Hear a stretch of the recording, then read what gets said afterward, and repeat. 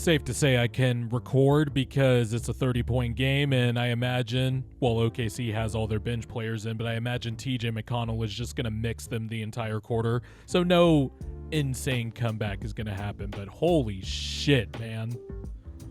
What a game from the Pacers.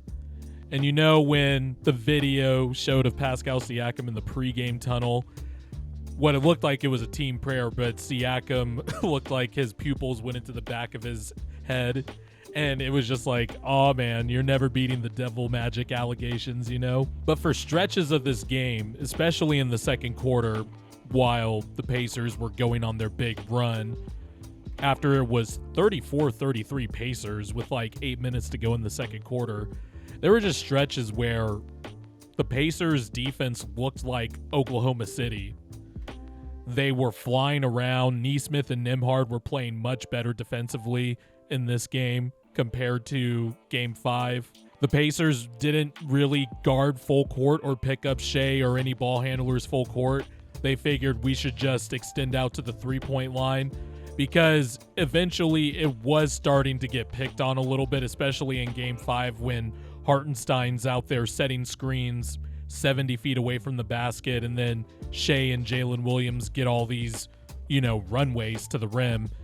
I thought it was really smart by Rick Carlisle to dial back the pressure a little bit.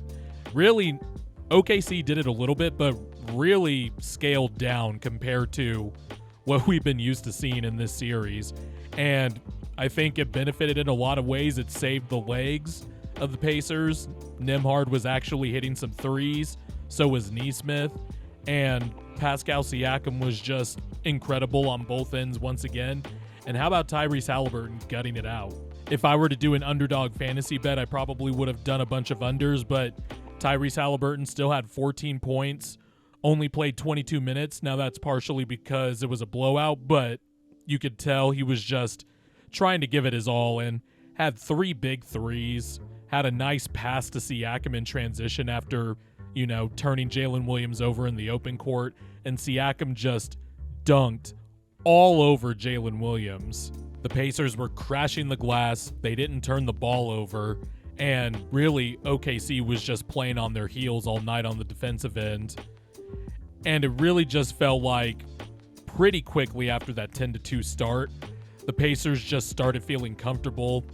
I also thought some of OKC's turnovers, especially in the first quarter, and part of the second quarter too, some of the decisions OKC was making, I just did not get, and the turnovers fed into, the Pacers on defense, ignited their transition. Defensively, I imagine you catch a heater like you would on the offensive end, you catch a heater, and at one point forced 3 straight turnovers after it was, 34-33 like I mentioned in the second quarter. And that was it. This game was over pretty much by halftime, and especially after when both teams started out really cold. No one made a basket for the first, what seemed like 6 minutes of that third quarter, and OKC wasn't capitalizing on getting stops.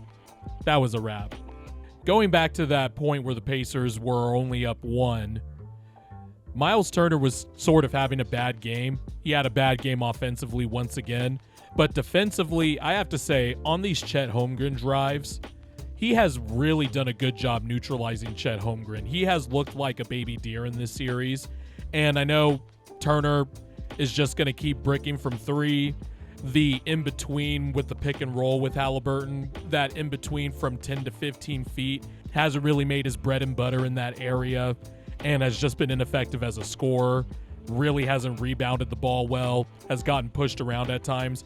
But on the defensive end, there are just key stretches where he just really turns it up and is protecting the rim like crazy. And on these Chet drives, he's playing the angles right. He's not going for any fakes. And he's just waiting until Chet Holmgren gathers his dribble and goes up, because Holmgren's handle is still a little loose. We keep forgetting this is his second season in the NBA. And Miles Turner is kind of just giving him the blues on the defensive end. So I at least got to shout out Miles Turner for that part of the series that he has contributed to. But at the end of the day, OKC just could not make a 3 in Indiana. They were 3 of whatever they were in Game 4. They somehow won that game. But 4 of 22 in this one. And really, 2 of them just came in garbage time that's going on in the background right now. The bench players just didn't play well, and the bench players for the Pacers ignited them. TJ McConnell, once again, just getting into his bag near that 12-foot area. Every time Wiggins or Kenrich Williams was guarding TJ, you could just tell TJ saw food because they don't know how to press up on TJ. And TJ has a little 1-2 dribble where he could get to his little 12-footer, you know? And that was part of the reason why the Pacers got ignited. Jalen Williams also just some careless turnovers. One of them was in the backcourt, just lazily throwing a ball to Caruso, and TJ deflected it, led to an Obi Toppin 3, who has just been on absolute fire in this series, at least from home. In game 1, he shot well from 3 too. But 8 turnovers for Shai Gilgeous-Alexander, and I really thought his decision-making was also weird in this one.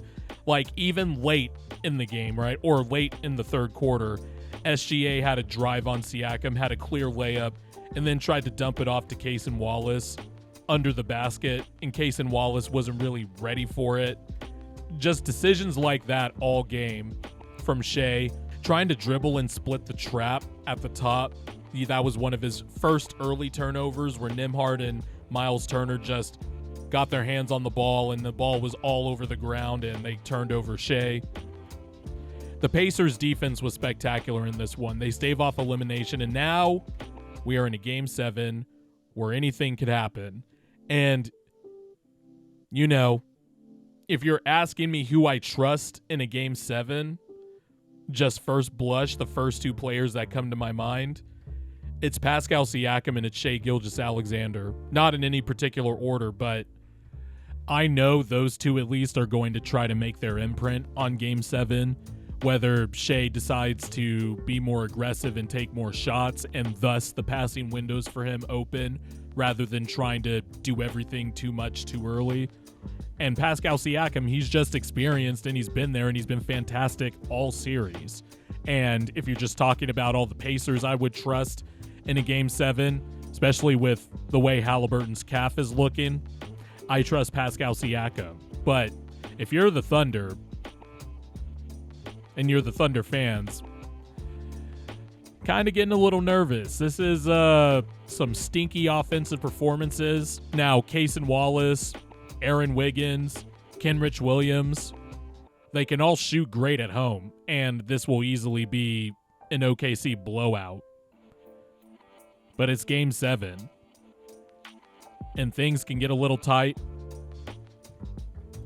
Hands could get a little sweaty. Human element starts to take effect more. If OKC loses this one, I don't think they will. I still got OKC winning this, and I'm sticking with my pick, I guess. But man, if you're a fan, this game is kind of concerning. Now you could say Indiana was desperate, blah, blah, blah, blah, blah, but the way OKC came out to start when it was 10-2 and then they just started giving the ball away. I forgot another Jalen Williams turnover. He dribbled the ball off his foot. Really the driving lanes for Jalen Williams, and I guess I should talk about him a little bit more because he was coming off of a 40-point gym in Game 5. It was very clear early on, Jalen Williams at least was getting to the rim early, and Carlisle did a good job of just putting Pascal Siakam on Jalen Williams, get a little more length on him, because I think what Jalen Williams has found since the first quarter of Game 4 is that if he could just keep his handle basic and can just ignite his first step with the sudden quickness that he has with it, if he just keeps the dribble simple, 1, 2, 3, and then gets to his scoop shot, he's not really turning the ball over. But if he is, doing longer dribble combinations like he was against Nesmith, where he'll go behind the back a few times and it's a little loose, but just enough still to get by Nesmith with Siakam's length, you're more likely to turn it over. And one of those turnovers, he dribbled it off his foot. This Indiana team, man, they are really fucking cool. And this series has just been, like I said, best series since 2016, at least.